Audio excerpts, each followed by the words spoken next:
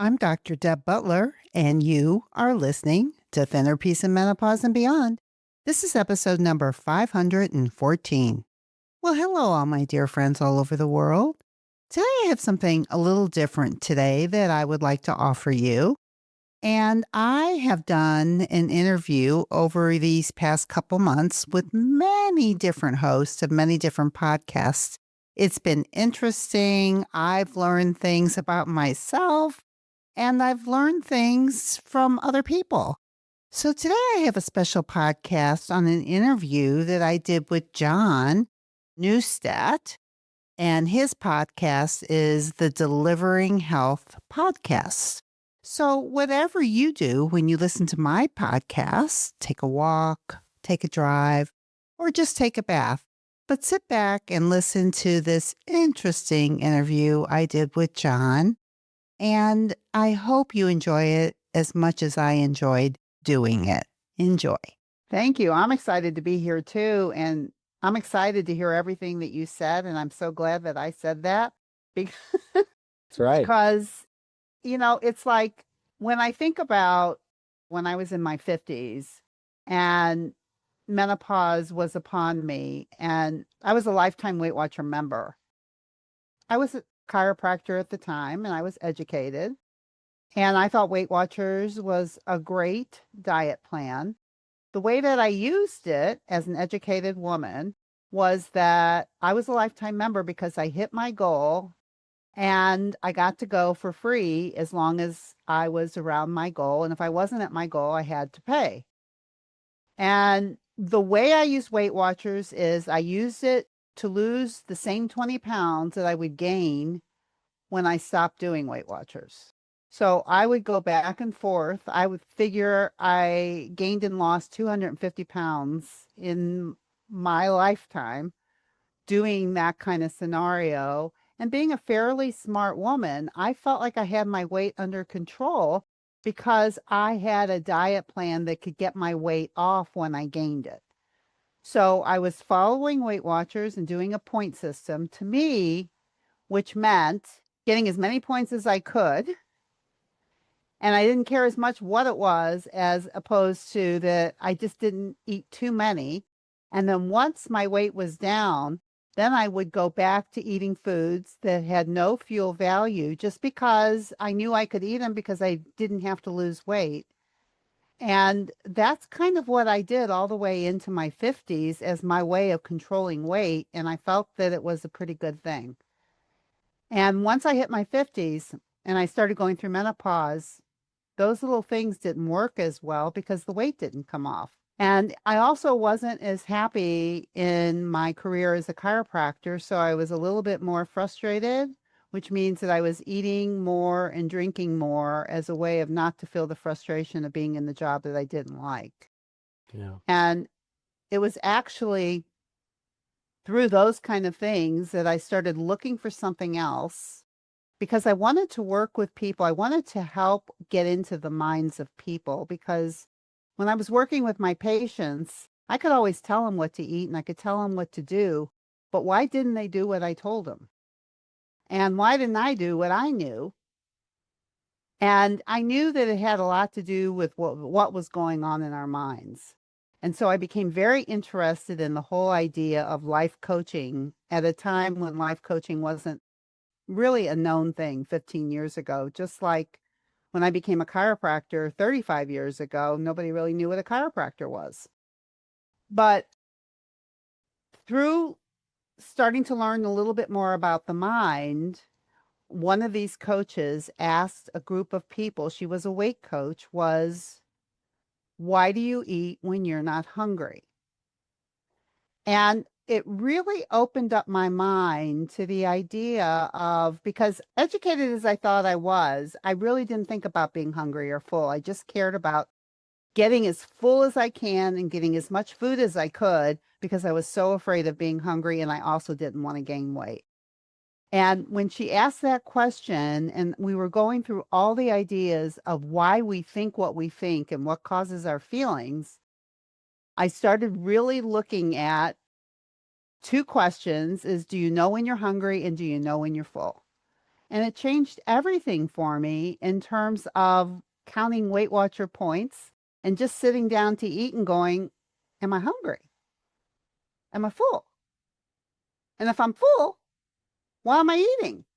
So at 55 or 56 years old, that's when I started this journey of using food in a way to not only help me be healthier, but also to find out what's going in my mind when I'm putting food in my mouth when I'm not hungry.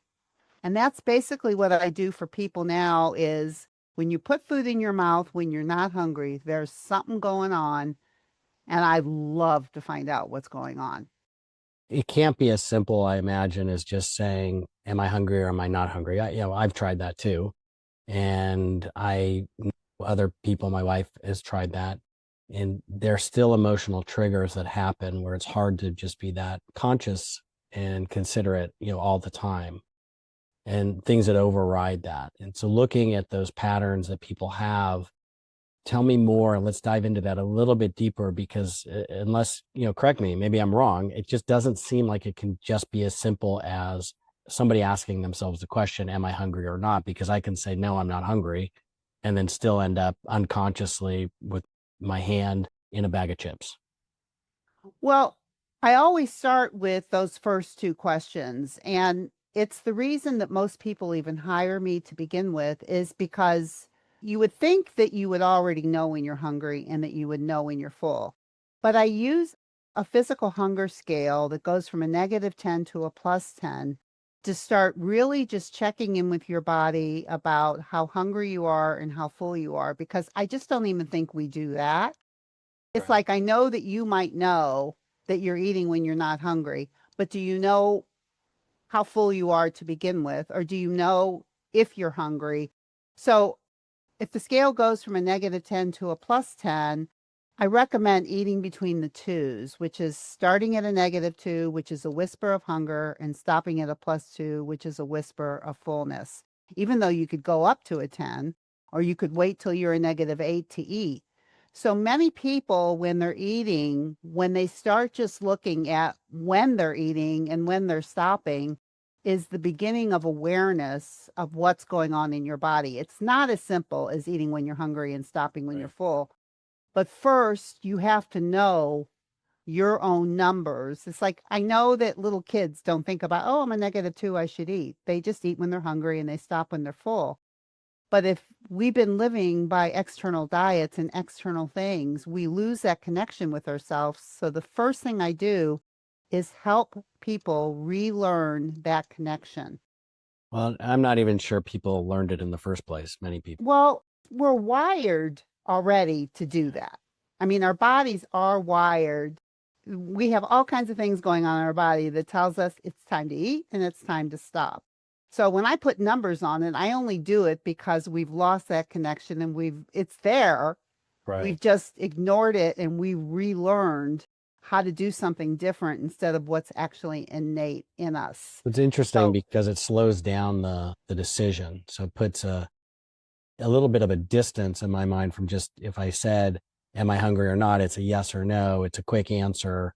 And then I can just move on. But having to right. then put a number on it and think about it on a scale makes me pause even longer to Yeah. consider my decision instead of it becoming just this response. And I Yes. think that that's what I'm learning so far in talking to you, which Yeah. seems quite valuable. I mean, really helpful. Just slow down a little bit. I think that's slow down. And it's like women, especially who are in menopause, and most of the women that I work with who have been struggling with weight their whole life and menopause is making it harder than ever, have lost that basic connection. And menopause is not going to make that easier. It makes it harder, which is kind of like the best time to do this. It's because, like, this is a really good time to get connected because it's not just how hungry are you and how full you are. It's also what kind of pain levels do you have? When do you decide to take care of it? How tired are you? When do you decide to put yourself to sleep? All of those connections are all the same thing as eating when you're hungry and stopping when you're full. And I think there's many women that get to this stage of life and do not have that connection. They push. through tiredness. They push through pain. They push through a fullness. They wait too long to eat. And then we wonder, why are we sitting on the couch eating bonbons? Right. What hormonal changes occur that impact hunger in menopause? I mean, obviously, I'm familiar with the hormones that change and the different balances that occur, but how do those specifically affect hunger? The way I look at it with menopause, emotions get stronger. Mm. And if you have been an emotional eater, in other words, if you've eaten when you're not hungry, and I think we all do that at times, and I don't think you have to have a weight issue. I think it's if you've trained your brain to fill emotional holes with food or not. If that's how you've learned how to handle your emotions is by eating, then when you hit menopause, you are hungrier than you have ever been. That's what people say to me. I'm more hungry than I've ever been, but it's not Interesting. physical hunger. But if you're not connected, a lot of us don't know the difference between emotional hunger and physical hunger. It feels the same sometimes in the body if you don't know the difference. And so how does somebody recognize the difference? If it feels Well, the same, how do you recognize the difference? well, first I start with feeling the physical hunger so that I would say, like in the first 2 weeks that I work with somebody, we just work on the physical hunger scale so that you can start telling the difference of when you're eating and you're actually filling up your gas tank. And you can feel those numbers. You can feel them go down and you can feel them go up. So we always start with connecting to physical hunger and physical fullness. Once you get that, and say that you're at a +2 and you're still eating, you have now gone into the emotional hunger scale. You are not in the physical hunger scale anymore. You have now hit what I call emotional holes. If that makes sense. It does. It does. And where does, food quality fit into this? And how fast somebody is eating, or if they are sitting in front of a television while they're eating, is this part of the dynamic and picture that you think plays into this as well?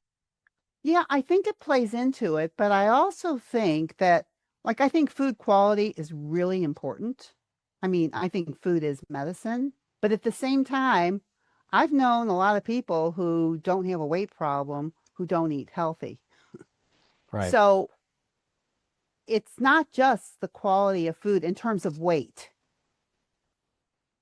but I do think that when you eat when you're hungry and stop when you're full, you start the beginning of, like, I think most of the people that I work with know what they need to be eating.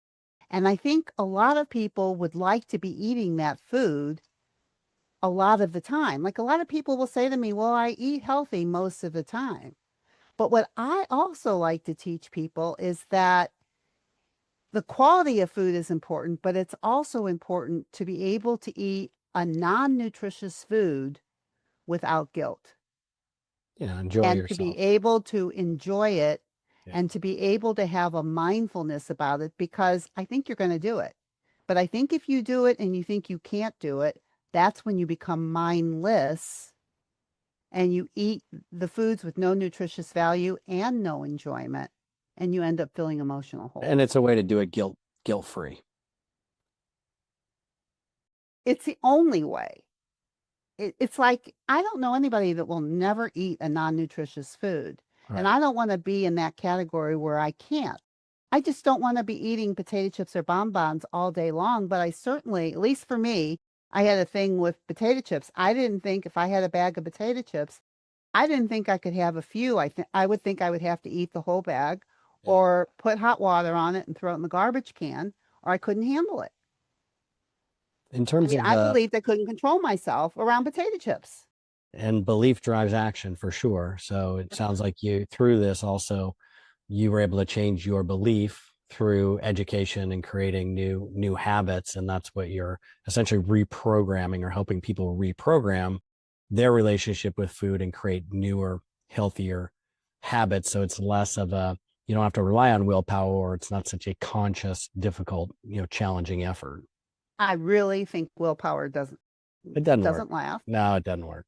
No. And I agree with you. And I also think that as soon as you think you can't have something when it comes to food, That's all I'm going to think about.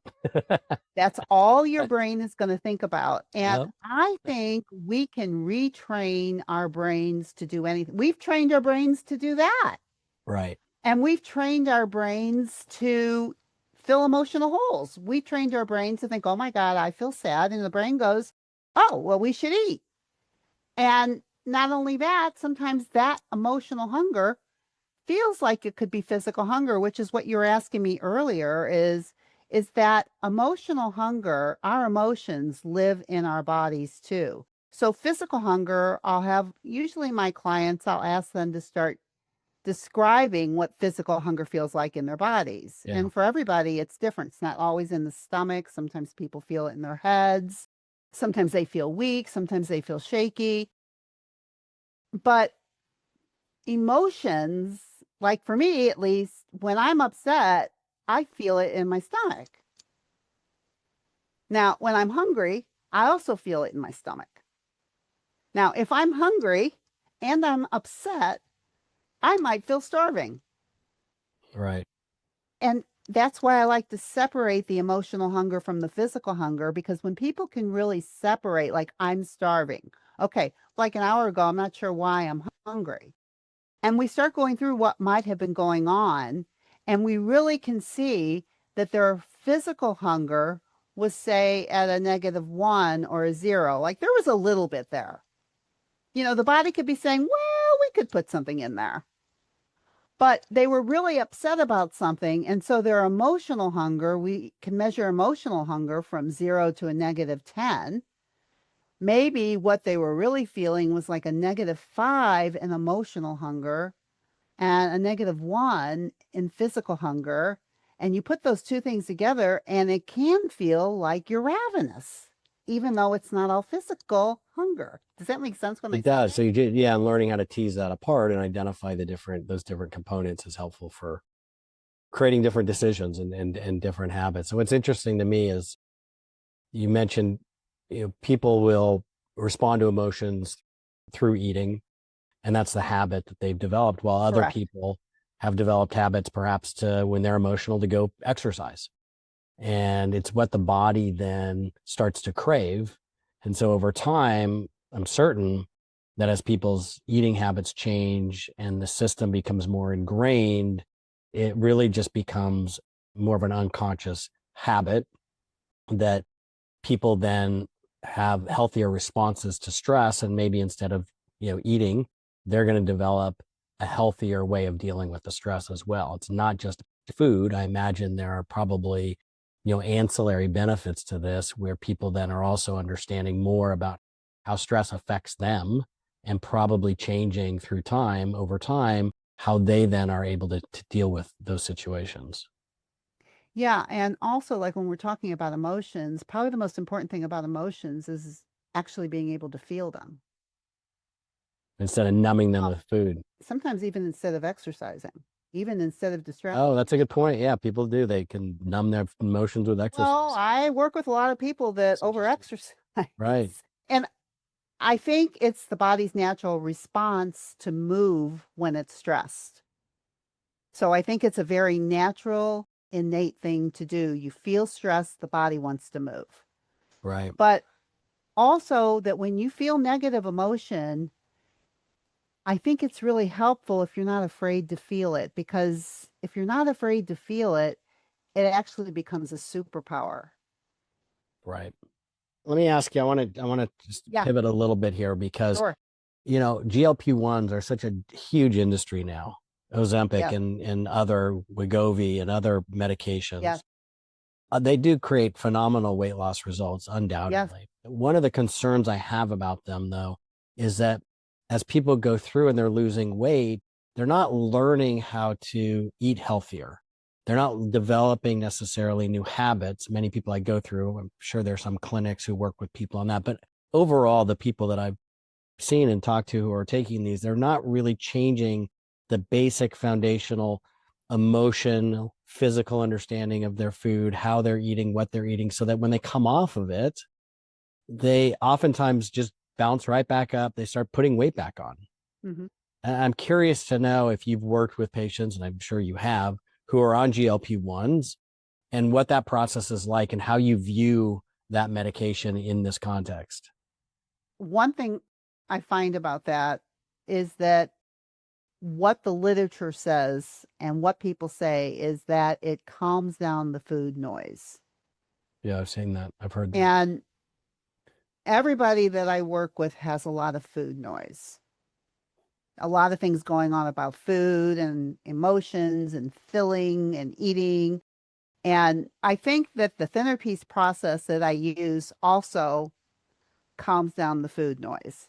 So I think that in itself is just really important, that there are other ways to calm the food noise down other than a medicine. But when people come off the medicine, the food noise comes back. Yeah, And so that's, I guess that's where my question is. I mean, first of all, have you worked with I have. I actually patients who are have. also using GLP-1s at the same time? I have. I have worked with a few, and the good thing about working with people who are on the medication and doing my work at the same time is they have an opportunity to work with the emotions at the same time, because emotions don't go away just because you're on the medicine. Yeah. I still have found that when they go off the medication, I still see that it's very, very difficult for them to maintain what they did. I still find that it's difficult. And I have found that there are some people where it's not. So there must be so much involved in terms of body types and of who might be able to do better with it than others.